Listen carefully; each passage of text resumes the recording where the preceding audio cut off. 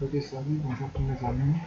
Bonjour et merci de suivre encore sur ma chaîne YouTube. Aujourd'hui, nous cherchons à comprendre davantage les algorithmes et nous allons voir la suite de notre leçon 2.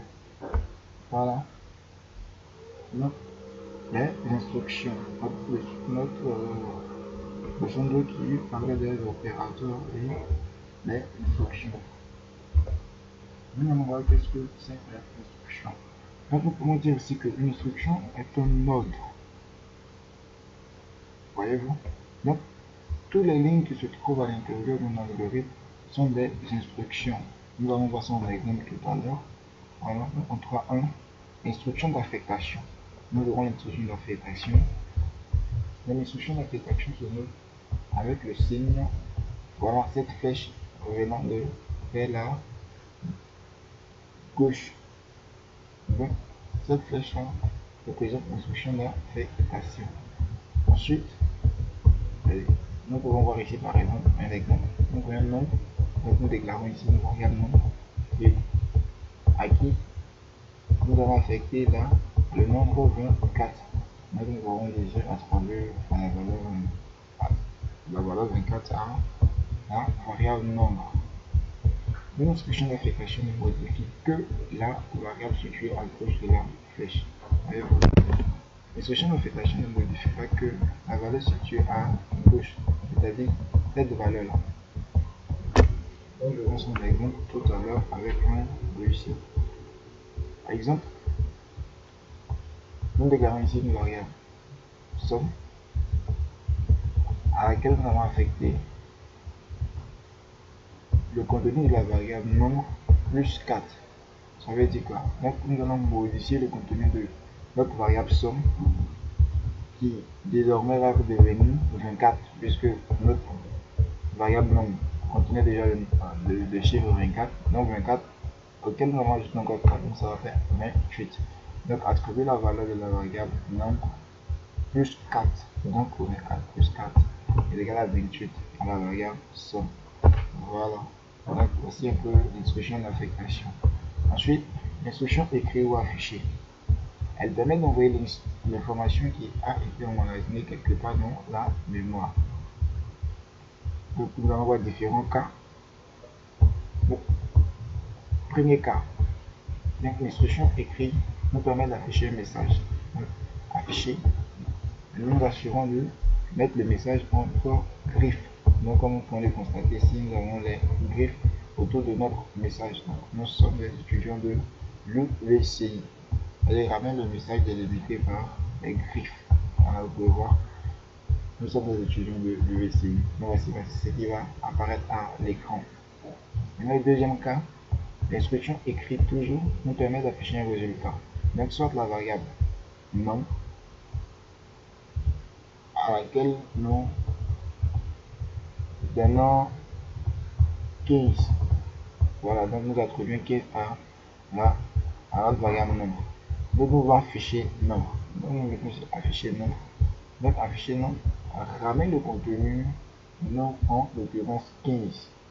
Voyez-vous, nous écrivons écrit nombre afficher 15 directement.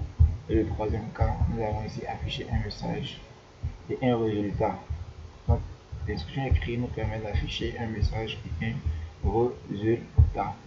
Donc, soit la variable somme dans laquelle nous allons ajouter, nous allons mettre ici 15 plus 9 par exemple. Donc, nous mettons afficher, donc, soit écrit, la somme est, et puis nous mettons somme. Donc, ça va ramener ici le message et le contenu de la somme. Donc, la somme est 24. On peut utiliser soit l'instruction afficher ou écrit. Donc, les deux se valent. Donc, écrit ou afficher, nous pouvons utiliser chacun d'entre les deux pour afficher notre message. Donc, nous allons voir maintenant en 3 l'instruction lire ou saisir. À quoi est-ce que ça sert? Elle attend jusqu'à ce que l'utilisateur entre une valeur et qu'il ait validé cette valeur entrée. Voyez-vous, donc dans notre algorithme, nous allons écrire. Nous allons mettre lire pour saisir. c'est l'utilisateur maintenant qui va devoir entrer des données afin que notre algorithme puisse fonctionner. Donc, par exemple, soit la variable nombre. Donc, on suppose que nous avons une variable nombre.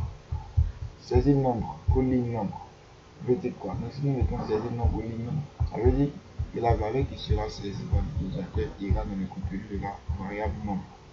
En clair, lorsque l'utilisateur saisit la variable nombre,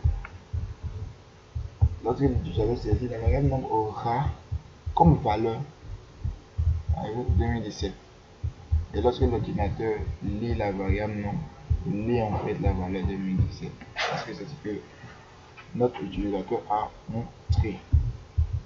Un rappel, donc un petit rappel, l'algorithme doit avoir une structure bien définie et comportant, on avait déjà vu ça au préalable, une tête comprend le nom de l'algorithme pour identifier l'algorithme, les déclarations des variables et des constantes, le code de l'algorithme qui contient les instructions. Et toutes les instructions doivent être situées entre le mot début et le mot fin. Voici un peu ce que nous voyons. Voici un schéma qui illustre un peu la structure de notre algorithme. Nous pouvons voir ici algorithme, nom d'algorithme. C'est là notre en-tête. Variable, nom de variable, type de variable.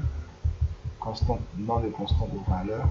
Une déclaration, ce sont les déclarations de constante de variable. Maintenant, ici nos différentes instructions qui seront entre les deux mots réservés début et fin. Donc, ceux-là vont représenter ici notre corps, le corps de notre algorithme. Donc voilà. Donc merci d'avoir suivi cette vidéo. Voilà, et si vous avez aimé l'explication, n'oubliez pas de liker la vidéo, de vous abonner. Voilà, et on se retrouve pour un exercice, voilà, qui va suivre, et puis pour le prochain cours. Donc merci.